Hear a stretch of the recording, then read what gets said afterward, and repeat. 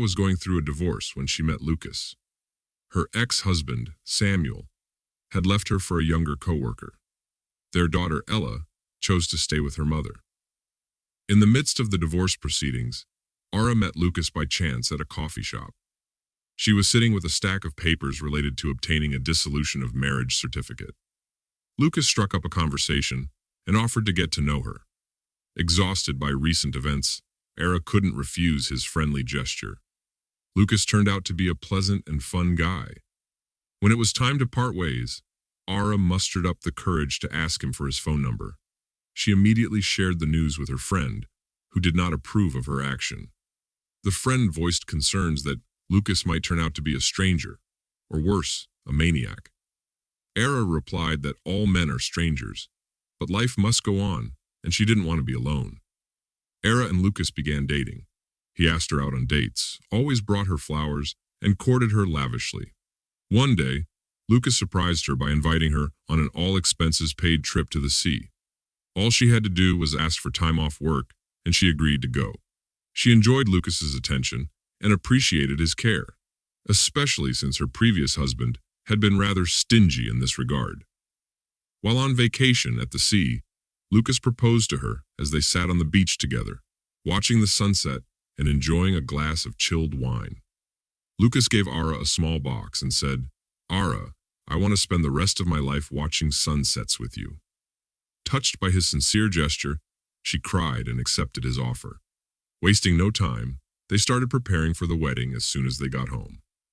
A friend, to whom Ara had previously told about Lucas, inquired about how it had gone. Lucas informed Ara that he had saved up enough money for the wedding, allowing them to have a lavish celebration. Ara couldn't believe her happiness. Her first wedding had been simple, even without a white dress, because she and Samuel had gotten married right out of college when they were poor, but deeply in love. Sometimes she even cried with happiness, realizing that everything was finally happening for her. Everything seemed to be falling into place. Ara's friend, Stella, brought up the subject of children. "Have you talked about having more children?" she asked. Arya calmly replied, "We decided that Ella was enough for us." Her friend asked further, "Doesn't Lucas want to have a child of his own?" After all, Ella has someone else's blood. This infuriated Arya. Lucas had never treated Ella differently. He had always been a loving father to her, taking her to coffee shops, ice cream shops, and movies, picking her up from school, and taking her to activities. They had come to the conclusion that they only wanted one child. When Ella got older, they planned to travel, and having a young child would make that difficult. Plus, Arya was already 35 years old and didn't want to go through the hassle of pregnancy and infancy again. The wedding was a grand success. There were many guests. The tables were filled with delicious food, and champagne flowed. The next morning, Lucas was preparing breakfast. Arya woke up, walked into the kitchen, and lovingly hugged her husband from behind. Lucas smiled and asked, "How was your first night as my wife?" Arya laughed and replied, "Well, I was expecting some kind of miraculous transformation, but everything stayed the same."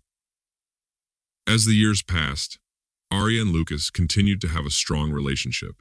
Their family was filled with love and warmth. During dinner one evening, Lucas turned to his wife and said, "Honey, come with me to visit my parents. They need our help." Lucas's parents lived in a small village, 30 kilometers from the city. As a loving son, he often visited them, either for vacations or at his mother's request. Arya gladly accompanied him on these trips, enjoying their conversations along the way. One morning, after a hearty breakfast, they set off, leaving their daughter with Arya's mother.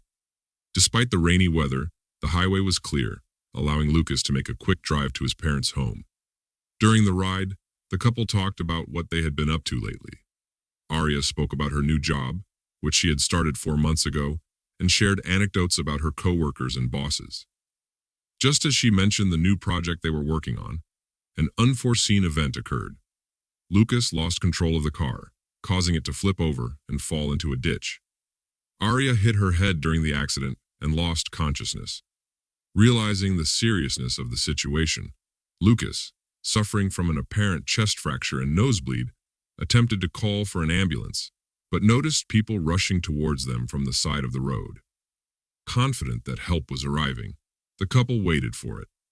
At the hospital, Lucas received the necessary medical attention for his injuries, particularly a cut on his hand from shards of glass during the accident.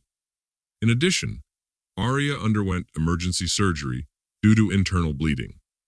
While Lucas was resting under medication in his room, a doctor came in to give him an update. Several hours had passed since Arya had been taken to the operating room, and the doctor informed Lucas that despite successful intervention to stop the bleeding, the pregnancy could not be saved.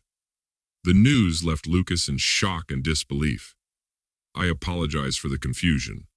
When Lucas asked the doctor about the delivery date, the doctor explained that at this stage of the pregnancy, it was difficult to determine an exact date, but it could be around 12 to 14 weeks.